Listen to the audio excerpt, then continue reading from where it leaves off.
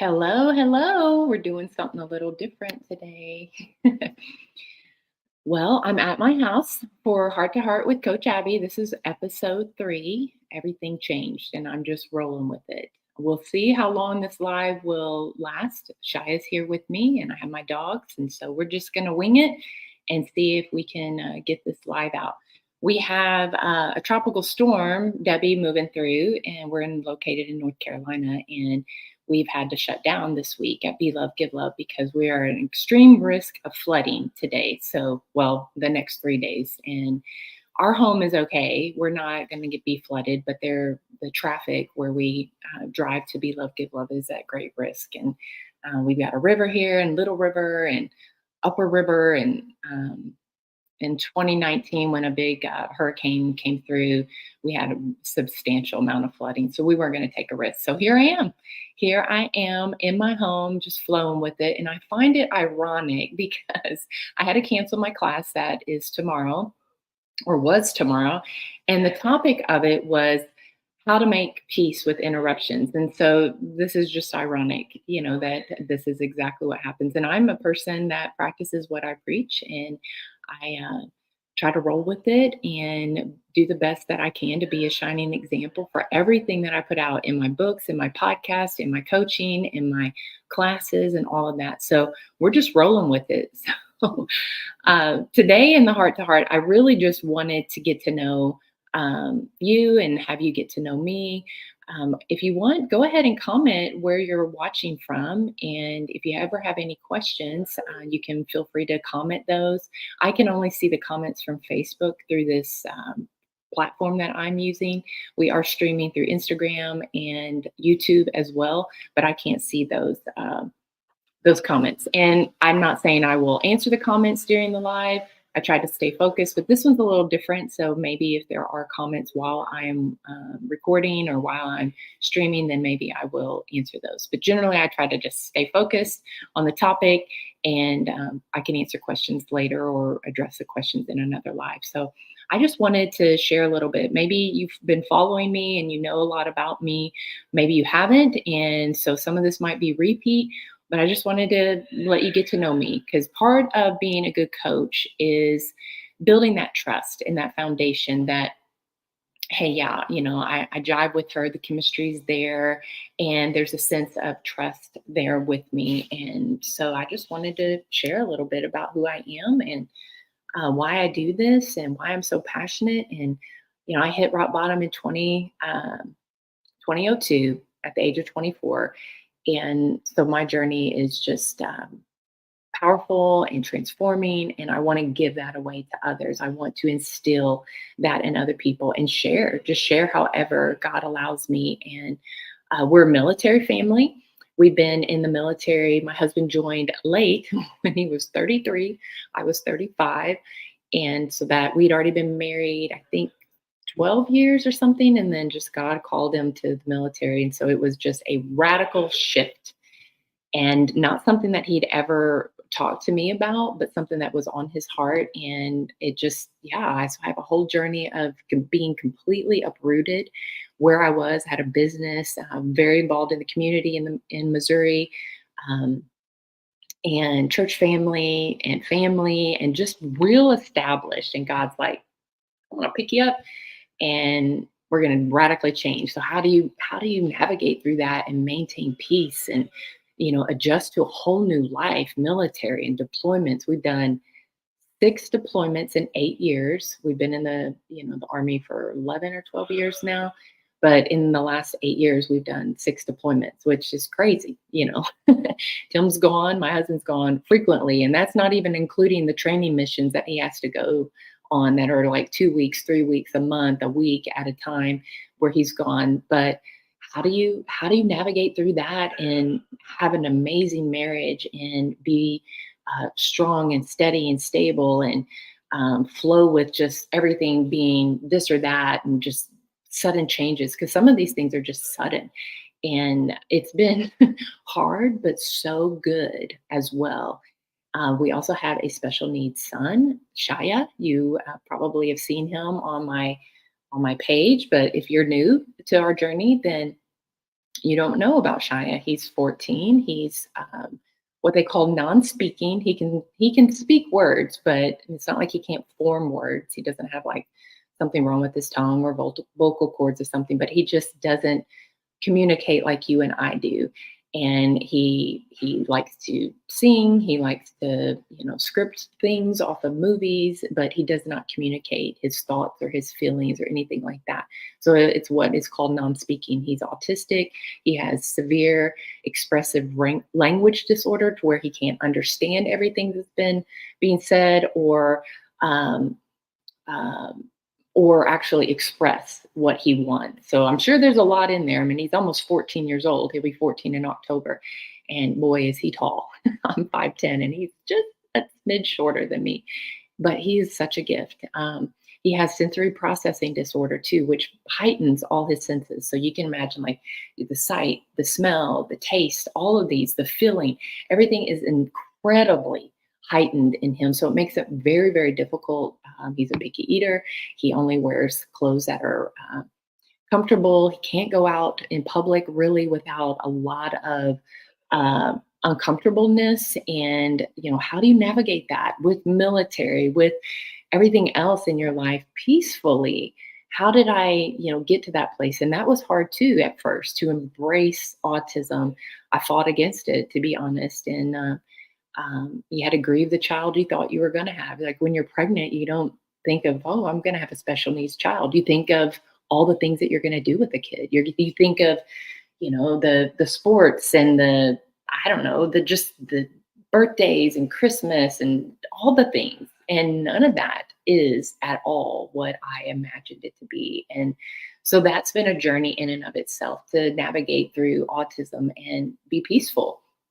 Actually, I write about all of that. I write about the military journey, autism. I also went through 6 years of a health crisis that some of you might know about. It was a fluke thing. I'm very, very in tune to my body. So I just kind of knew something was going on and went to the doctor and had an amazing, amazing doctor when we were stationed in Hawaii. And he listened to me. And some doctors don't, they don't think we know what we're talking about, but he actually listened and allowed me to kind of navigate things. And we ended up doing an echocardiogram, and they found a large amount of fluid around my heart. And I had to go 6 years of just test after test after test. I was told I could die of sudden cardiac arrest. I was functioning normally, but my heart was still functioning normally. I wasn't having any of the symptoms that you would have when you have a liter of fluid around your heart. um, how do you navigate that peacefully? Like my first book is Living Still, walking in peace in the midst of life. And so that was my desire, was to walk in peace and to be strong and steady and stable. And then all of a sudden God's like, hey, we're going to uproot you from everything you know in Missouri, your business, the community, the engagements that you were involved in, speaking engagements, my roots, my family, just all of it. And we're going to do military. And in the process, we're going to have an autistic son, a non-speaking son, and having to, go through that. And then on top of that, you're going to have a health crisis that, someone's going to speak over you that you could die of sudden cardiac arrest, and your husband's going to be gone in military deployments, and you got a child that can't call 911. And how in the world do you manage to stay uprooted and peaceful? Not that I'm not going to say I didn't feel the wind blow. I sure did. But I never got completely toppled over. It's like you can feel the storms of life, and it can be, really, really weighted and think that you're going to completely break and lose it. But there is a foundation that I was secure in. And God, in those midst of those deep seasons, just allowed me to go deeper and deeper and deeper and deeper into Him, to where I deeply desired even more.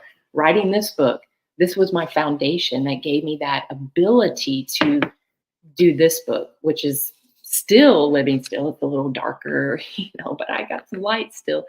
Walking in peace during life's trials. So this is more of like a journal. There's a lot of pictures in it, lots of pictures of Shia and me just sharing everything that I went through, the hard, raw, vulnerable life. And it's more of just a kind of a story as opposed to my first book is more of a teaching book. I ask you some really hard questions because that's what a coach does. We ask those real hard questions that make you think and make you look inward and make you kind of go, okay, why can I not be peaceful in that? Why am I being so offended? Why am I easily angered? Why am I frustrated? And I've had to work through all of that. And so I just wanted to come in here today and just share my heart that why I'm passionate about coaching. And a lot of people can get a life coaching certification and a degree and whatnot, but do they have the story? And I'm not saying they're not valid and they don't do a great job, but I do this because I love doing it and I love to help people experience that breakthrough. I'm a breakthrough life coach. And I've went through so many things. The reason I hit rock bottom at the age of 24 was extreme fear, a fear that I had my whole childlike, childhood, I should say, and it wasn't something that I ever expressed to anyone. Even my parents, when I wrote the first book, they're like, "Why didn't you talk about it?" I just didn't feel. I don't know. I just didn't. I was just kept it in. And the only person that might have seen the really rawness of it was my sister, because I would have extreme panic attacks in the middle of the night. And, of course we're sharing rooms and I would just freak out. And this went on into adulthood. And I left to go to college in Missouri. And I just had all of this inner fear that I didn't know what to do with. And I was raised in church too. That's the crazy thing. I was raised in church, went to church my whole life since I was 4. So why wasn't I able to stand up against that?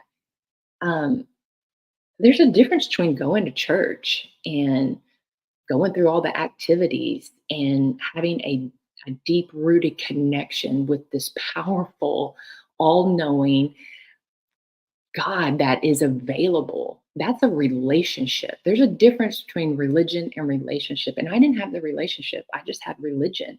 No fault of my parents or anything. It's just it didn't go in to that place, that deep place where it was a relationship. So I read and I went to church and I did all the scripture reading and prayed and all that, but it was out of a sense of duty and obligation. Check, I did it.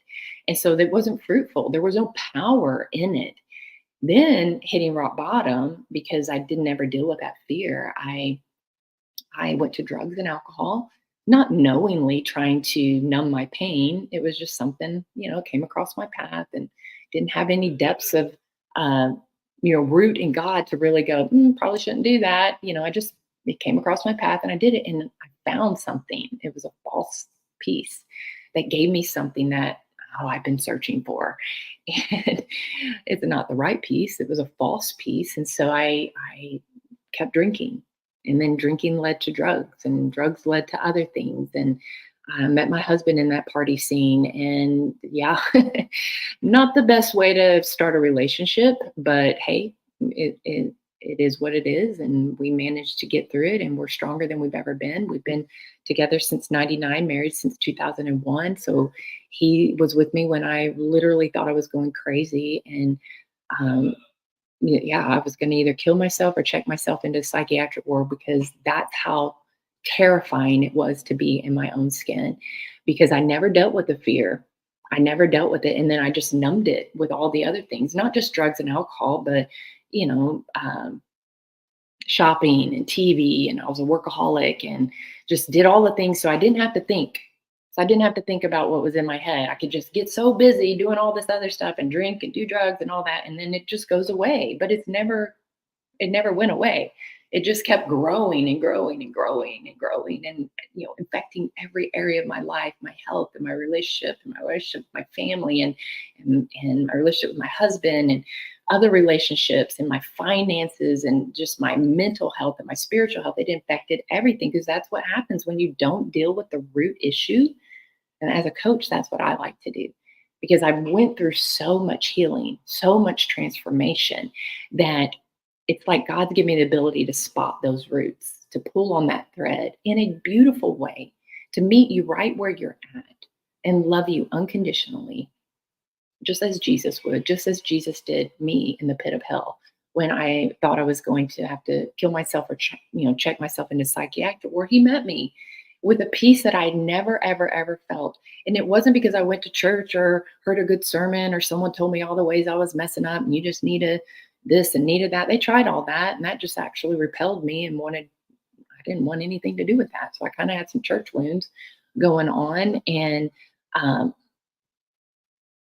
there's Shia. Uh-oh. Shia's upset. Hang on a second. Hang on. We'll just time out.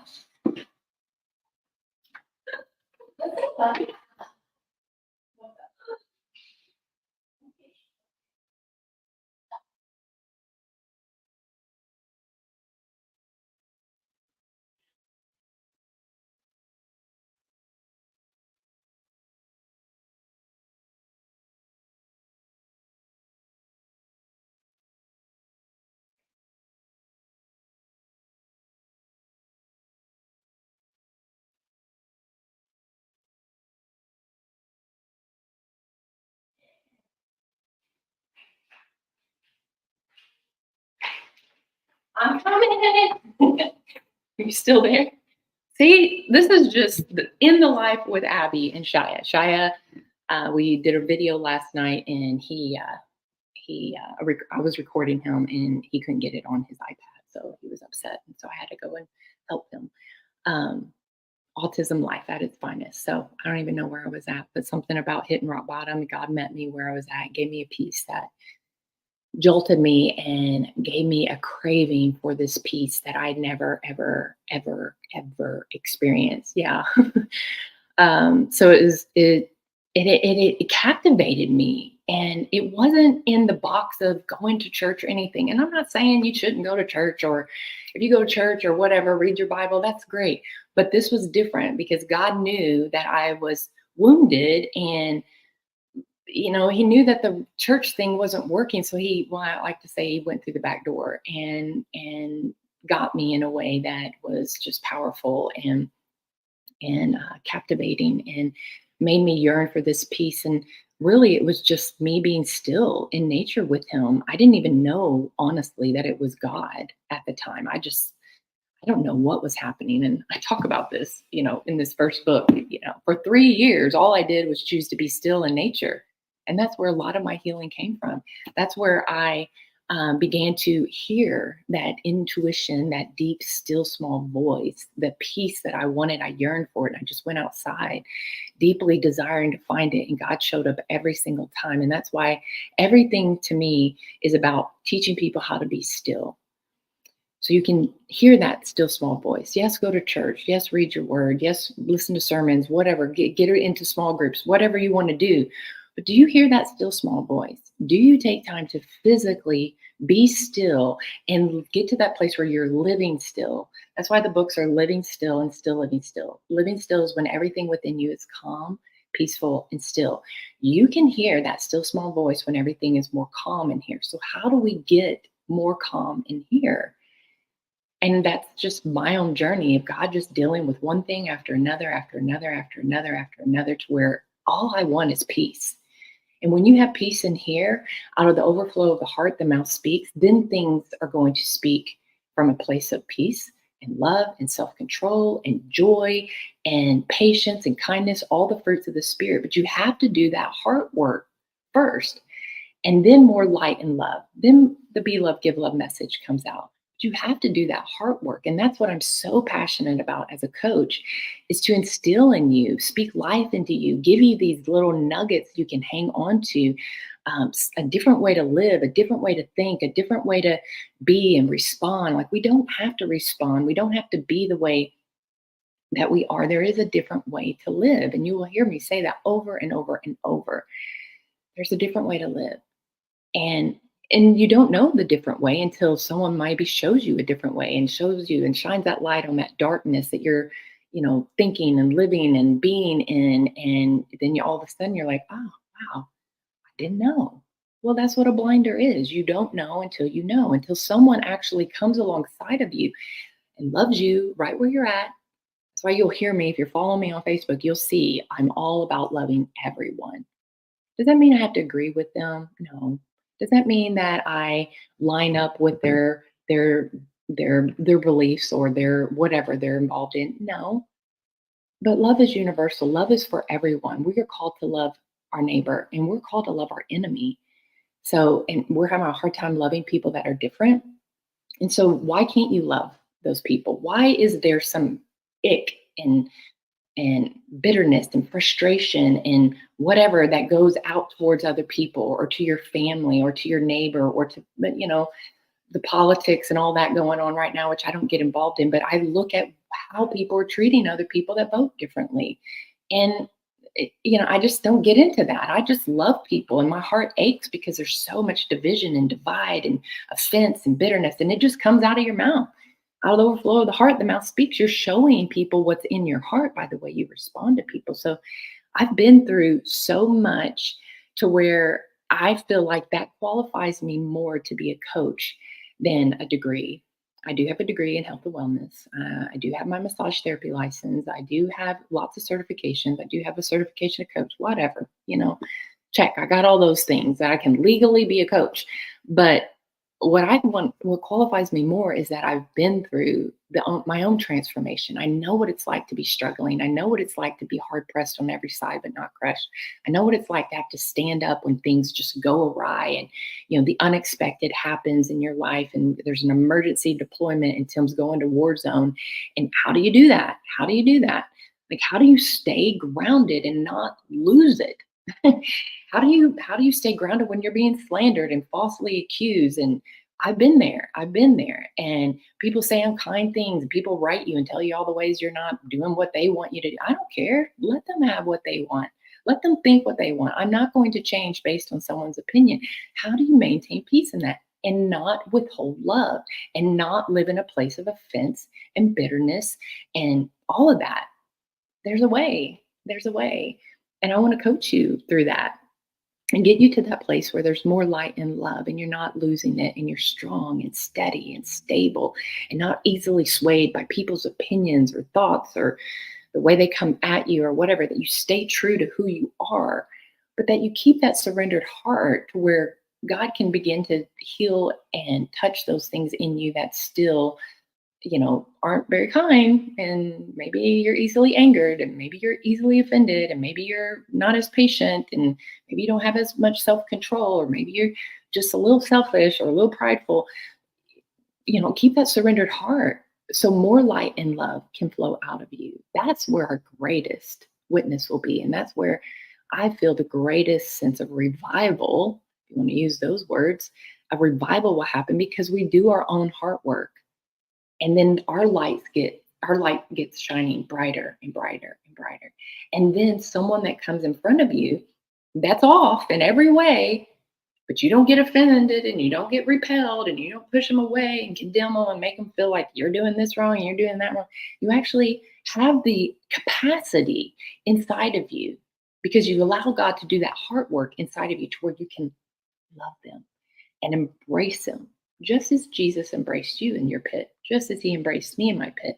And so then you love them, and that love that's in you, because God did that work in your heart, the love that's in me, I'm able to wrap my arms around someone that is completely broken, completely off the rocker, completely in a place of darkness, and me bracing them, making them feel safe, seen, heard, accepted, loved unconditionally, just as they are.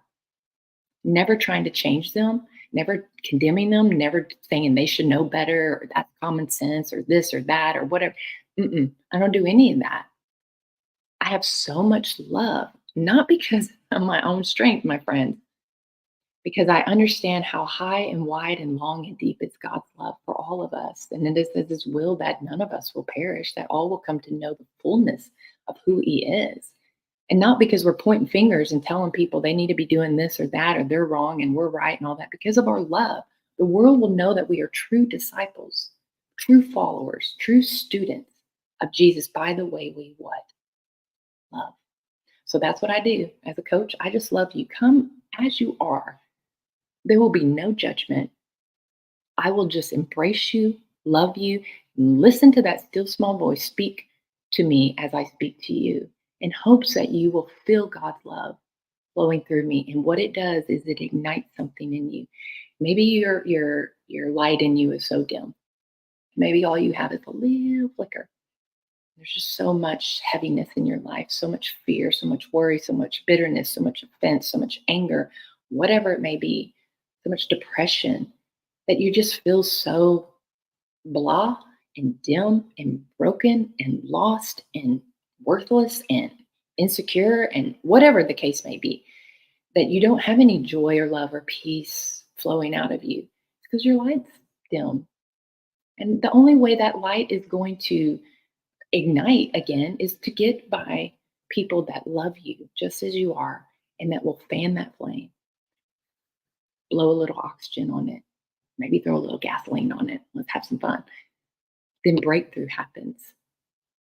Trust me, it's powerful. I've seen it time and time and time and time again. And people, as I come across their path, or they come across my path, or they come into Be Love, Give Love, or they reach out to me, and I just love them and speak life into them. Life, not condemnation, not, well, if you would only do this, then everything will be better. People did that to me too. And I was just like, no, I don't want that. I want someone to love me. And it wasn't until someone loved me just as I was, never shaming me. We do that a lot, guys, because they're different. And you'll see me talk about just love people, get to know their story. Let them come close to you. You come close to them. They're a person with a story. And I guarantee they're bound up and broken and got wounds and trauma and all that, just like we all do.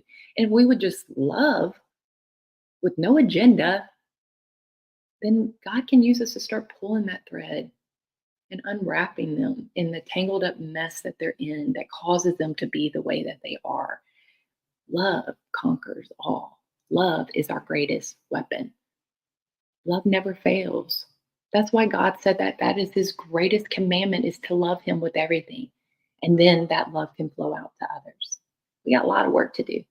And I feel called. 2009, this was put on my heart. The words be love, give love were spoken to me by that still small voice. It wasn't something I'm like, oh, let's just be love, give love. It's a cute little phrase. No, it was God that spoke those words to me. He said, my message is simple. It's all about love, Abby. To be so filled up with his love that we give it away. And I said, so God, we're just supposed to be your love and give it away? Yep, that's it. Wow. We make it so complicated. But to be able to be his love, to be God's love, we have to do that hard work.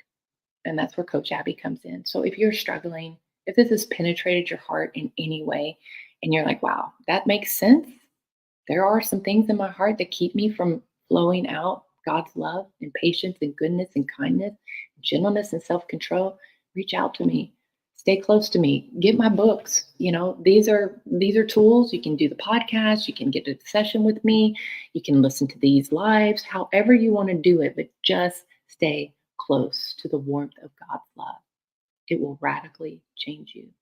I love you guys. Thank you for watching. If this has blessed you in any way, please share it. Comment below where you're watching from, and I look forward to talking to you next time. Bye-bye now. And hey, if you guys want to give, I forgot to put this on last time, but if you want to give, Be Love Give Love does run a lot on donations. I will click the donation link here that you can see where all the ways you can give. Be Love Give Love, Cash App, PayPal. If you feel led to sew in, beautifully. If not, that's fine. Stay here and partake all you want and stay close to the warmth of God's love, because breakthrough can happen if you do. I love you, and we'll talk to you next time.